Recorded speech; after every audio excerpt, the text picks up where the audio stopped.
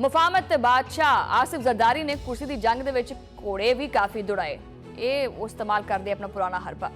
ਅੱਛਾ, ਸਿੰਧ ਹਾਊਸ ਦੇ ਵਿੱਚ ਇੱਕ ਵਾਰੀ ਫਿਰ ਉਹ ਸਿਆਸਤ ਦਾ ਮਰਕਜ਼ ਬਣਦਾ ਗਿਆ। ਮੁਲਾਕਾਤਾਂ ਸ਼ੁਰੂ ਹੋਈਆਂ, ਵੱਡੀਆਂ ਵੱਡੀਆਂ ਬੈਠਕਾਂ ਲੱਗੀਆਂ। ਫਿਰ ਉਸ ਤੋਂ ਬਾਅਦ ਸਾਰਾ ਕੁਝ ਹੀ ਬਦਲ ਗਿਆ। ਆਜ਼ਾਦ ਕਸ਼ਮੀਰ ਦੇ ਵਿੱਚ ਤਬਦੀਲੀ ਵਿੱਚ ਇੱਕ ਗੈਰ ਰਵਾਇਤੀ ਕਦਮ ਦੇਖਣ ਨੂੰ ਆਇਆ। ਆਪਾਂ ਅਕਸਰ ਇਹ ਚੀਜ਼ ਦੇਖਦੇ ਹਾਂ ਕਿ ਇਸਲਾਮਾਬਾਦ ਤੇ ਪੰਜਾਬ ਦੇ ਵਿੱਚ ਜਿਸ ਪਾਰਟੀ ਜਾਂ ਇਤਿਹਾਦ ਦੀ ਹੁਕੂਮਤ ਹੁੰਦੀ ਹੈ, ਅਕਸਰ ਉਸੇ ਜਮਾਤ ਜਾਂ ਇਤਿਹਾਦ ਦੀ ਆਜ਼ਾਦ ਕਸ਼ਮੀਰ ਦੇ ਵਿੱਚ ਵੀ ਹਕੂਮਤ ਬਣਦੀ ਹੈ। ਲੇਕਿਨ ਇਸ ਵਾਰੀ ਨਵੀਂ ਤਾਰੀਖ ਰਕਮ ਹੁੰਦੀ ਪਈ ਹੈ। ਇਹ ਰਵਾਇਤ ਸਮਝੋ ਕਿ ਟੁੱਟ ਚੁੱਕੀ ਹੈ। ਵਿਫਾਕ ਤੇ ਪੰਜਾਬ ਦੇ ਵਿੱਚ ਮੁਸਲਿਮ ਲੀਗ ਨੂਨ ਦੀ ਹਕੂਮਤ ਹੈ, ਲੇਕਿਨ ਆਜ਼ਾਦ ਕਸ਼ਮੀਰ ਦੇ ਵਿੱਚ ਪੀਪਲਸ ਪਾਰਟੀ ਨੇ ਵੱਡੀ ਕੁਰਸੀ ਸੰਭਾਲ ਲਈ ਹੈ। ਗੱਲਾਂ ਇਹ ਵੀ ਹੋ ਰਹੀਆਂ ਨੇ ਕਿ ਕੁਰਸੀ ਦੀ ਲੜਾਈ ਦੇ ਵਿੱਚ ਨੂਨ ਲੀਗ ਤੇ ਪੀਪਲਸ ਪਾਰਟੀ ਦੇ ਵਿੱਚ ਮੁੱਕਾ ਵੀ ਹੋਇਆ, ਤਾਂ ਕਿ ਪਹਿਲੇ 27ਵੀਂ ਤਰਮੀਮ ਮਨਜ਼ੂਰ ਹੋਏਗੀ, ਉਸ ਤੋਂ ਬਾਅਦ ਪੀਪਲਸ ਪਾਰਟੀ ਕੰਪਰੋਮਾਈਜ਼ ਕਰੇਗੀ ਔਰ 27ਵੀਂ ਤਰਮੀਮ ਦੇ ਵਿੱਚ ਨੂਨ ਲੀਗ ਦਾ ਸਾਥ ਵੀ ਦੇਗੀ, ਜਿਸ ਤੋਂ ਬਾਅਦ ਆਜ਼ਾਦ ਕਸ਼ਮੀਰ ਦੇ ਵਿੱਚ ਹਕੂਮਤ ਦੇ ਵਿੱਚ ਤਬਦੀਲੀ ਵਾਸਤੇ ਮੁਸਲਿਮ ਲੀਗ ਨੂਨ ਤੇ ਪੀਪਲਸ ਪਾਰਟੀ ਦਾ ਸਾਥ ਵੀ ਦੇਵੇਗੀ। ਇਹ ਮੁਕਾਓ ਕਿਸ ਹੱਦ ਤੱਕ ਕਾਮਯਾਬ ਹੋਏਗਾ? ਆਜ਼ਾਦ ਕਸ਼ਮੀਰ ਦੀ ਹਕੂਮਤ ਜਿਹੜੀ ਹੈ ਉਹ ਖਤਮ ਹੋਣ ਤੋਂ ਬਾਅਦ ਸਿਰਫ ਔਰ ਸਿਰਫ 7 ਤੋਂ 8 ਮਾਹ ਬਾਕੀ ਹੈ। हुकूमत के खत्म होने तो बाद सिर्फ चंद माह पहले ही तब्दीली किन्नी मौसर हो सकती है। ये तब्दीली की लगता है कि आइंदा हुकूमत दे विच भी जोड़ तोड़ वास्ते काफ़ी है या इहदा आवाम नूं कोई हकीकी फायदा होवेगा या नहीं होवेगा? आज़ाद कश्मीर की सारी सूरत हाल के उत्ते गलबात जिहड़ा ना वो करांगे। पीपल्स पार्टी जिहड़ा ना वो उस सियासत के उत्ते भी उन्हां दी गहरी एक नज़र है। साडे नाल इस टाइम स्टूडियो दे विच मौजूद ने सीनियर तजज़ियाकार खालिद कयूम साहब। अस्सलाम वालेकुम जनाब। लम्मा ही इंट्रो हो गया वैसे है, वो जादू टोना जो चलता पे इंट्रो च खबर लैनियां। अच्छा, सवाल मेरा ये है कयूम साहब कि हुकूमत खत्म हो तकरीबन समझ लो कि 7 ਤੋਂ 8 माह जिहड़े बाकी ने, ये तब्दीली देखण चाहती पई है, की लगदा तुहानूं?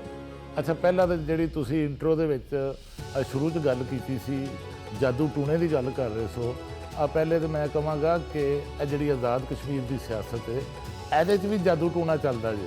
अच्छा। और PTI का जिहड़ा पहला वज़ीर आज़म अब्दुल कयूम नियाज़ी नामजद होया सी, बनिया सी, वो भी शायद इन्ने को अरसे वास्ते बनया सी जिन्ने को अरसे वास्ते हुण फैसल मुमताज़ राठौर बन रहे हैं। अच्छा। वो भी जिहड़ा सी वो बानी PTI की अहलिया जिहड़ी सन मोहतरमा बुशरा बीबी, वो उन्हां दा ही नामीनेटेड जिहड़ा सी वो नां सी जिहदी बुनियाद ते उन्हां नूं जिहड़ा वो वज़ीर आज़म बनाया गया।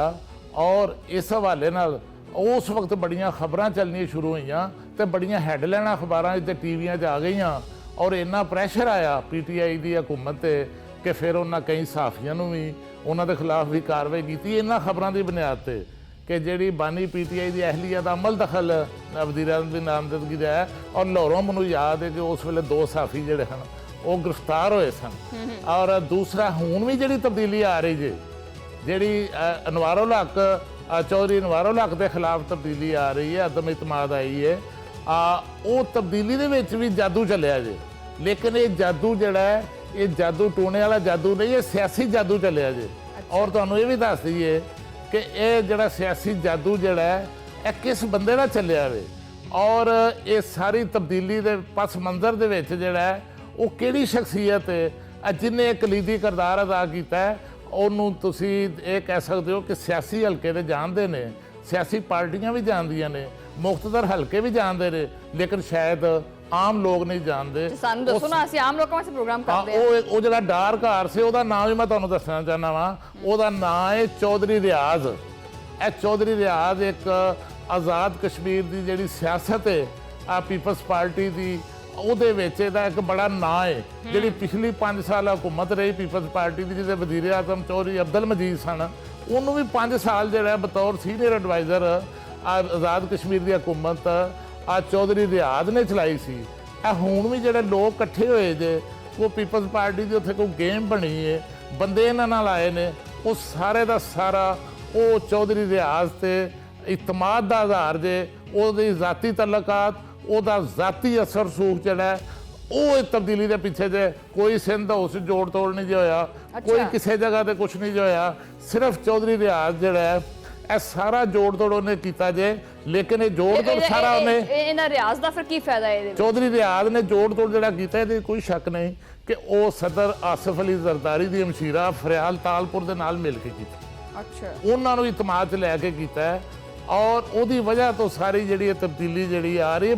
ਹੁਣ ਮੈਂ ਬਲਕਿ ਤੁਹਾਨੂੰ ਇਹ ਵੀ ਦੱਸਾਂ ਕਿ ਕੋਈ 3-4 ਬੰਦੇ ਰਹਿ ਗਏ ਸਨ ਚੌਧਰੀ ਅਨਵਾਰੁਲ ਹਕ ਨਾਲ, ਤੇ 4 ਬੰਦੇ ਰਹਿ ਗਏ ਜੇ ਪੀਟੀਆਈ ਨਾਲ।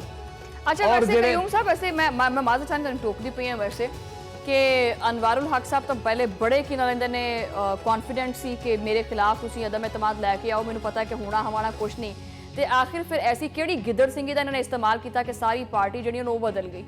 नहीं, वो देखो कि असल मसला यह कि अनवारुल हक नूं सवाल ये पैदा होता है कि अनवारुल हक नूं हटाउण दा फैसला क्यों किया गया। बिल्कुल सही है, पिछले 7-8 महीने बाकी रह गए ने वैसे भी, ते ये तब्दीली ਕਰਨ ਦੀ ਵਜ੍ਹਾ ਹੀ ਸਮਝ ਨਹੀਂ ਆ ਰਹੀ। ਇਹ ਹਟਾਉਣ ਦਾ ਫੈਸਲਾ ਉਸ ਵੇਲੇ ਹੋਇਆ ਕਿ ਜਦੋਂ ਤੁਸੀਂ ਦੇਖਿਆ ਕਿ ਉੱਥੇ ਜਿਹੜੀ ਐਕਸ਼ਨ ਕਮੇਟੀ ਸੀ ਉਹਨੇ ਆਜ਼ਾਦ ਕਸ਼ਮੀਰ ਦੀ ਹਕੂਮਤ ਨੂੰ ਗੈਰ ਫਾਲ ਕਰ ਦਿੱਤਾ, ਔਰ ਉਹ ਗੈਰ ਫਾਲ ਦੇ ਨਤੀਜੇ ਤੋਂ ਬਾਅਦ ਫਿਰ ਵਫਾਕ ਦੇ ਵਿੱਚ ਬੈਠੀਆਂ ਜਿਹੜੀ ਸਿਆਸੀ ਕਿਆਦਤਾਂ ਸਨ ਤੇ ਮੁਖਤਦਰ ਹਲਕੇ ਸਨ, ਉਹਨਾਂ ਨੂੰ ਇਹ ਗੌਰ ਕਰਨਾ ਪਿਆ ਕਿ ਇਹ ਬੰਦਾ ਜਿਹੜਾ ਕਿਸੇ ਇਹਨੂੰ ਇਹ ਵੋਟ ਤੇ ਕਿਸੇ ਹੋਰ ਜਮਾਤ ਨੂੰ ਮਿਲਿਆ ਸੀ, ਪੀਟੀਆਈ ਨੂੰ ਮਿਲਿਆ ਸੀ, ਤੇ ਪੀਟੀਆਈ ਛੱਡ ਕੇ ਜਿਹੜੇ ਫਾਰਵਰਡ ਬਲਾਕ ਬਣਾ ਕੇ ਲੋਕ ਆਏ ਸਨ, ਉਹਨਾਂ ਨੂੰ ਸ਼ਾਇਦ ਆਜ਼ਾਦ ਕਸ਼ਮੀਰ ਦੀ ਆਵਾਮ ਦੀ, ਮਕਾਮੀ ਲੋਕਾਂ ਦੀ ਹਮਾਇਤ ਹਾਸਲ ਨਹੀਂ, ਜਿਹਦੀ ਵਜ੍ਹਾ ਤੋਂ ਇਹ ਮਾਮਲਾ ਜਿਹੜਾ ਨਾ ਆਇਆ, ਔਰ ਇਸ ਵਜ੍ਹਾ ਤੋਂ ਤਬਦੀਲੀ ਜਿਹੜੀ ਉੱਥੇ ਲਿਆਉਣ ਦਾ ਫੈਸਲਾ ਹੋਇਆ।